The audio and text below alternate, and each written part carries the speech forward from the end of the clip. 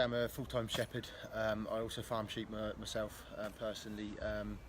My main passion is training sheepdogs. With that, I train and sell dogs. I train dogs for myself, but I also teach people with their dogs as well.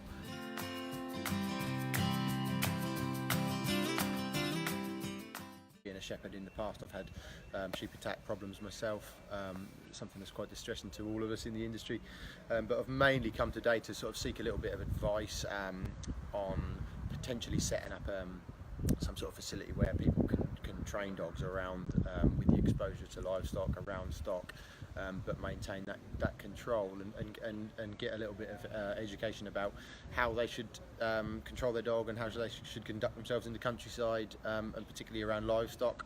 But if we can teach people that, you know, livestock is a massive industry, it's something that is close to a lot of people's hearts and means an awful lot to them, and it's a lot of hard work.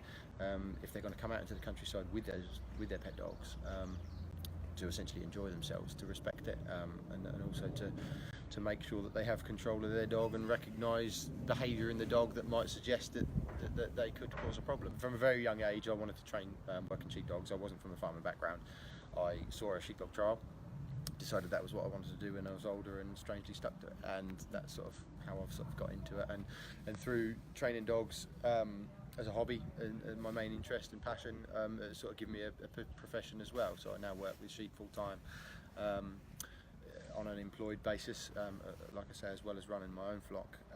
Yeah, represented England a couple of times and managed to sort of get into the semi-finals of the World Trial last year. So that's great. You know, the direction I want to be going in, and be able to you know, progress even more with my dogs. And I'm actually looking at going self-employed actually to be able to spend more time working dogs, training my own dogs. But like I say, the facilities that I've got for training may also lend themselves to helping maybe educate people a little with regard to, you know, their dog's behaviour.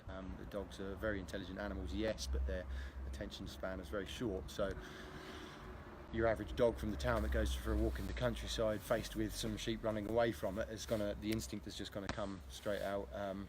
First and foremost, you know, he might hear you, but he might already be a mile away from you by that point. So there's obviously a massive gap between, I think, your average pet dog owner and the countryside and farming, really. All dogs are capable of it, you know, they've all got that instinct.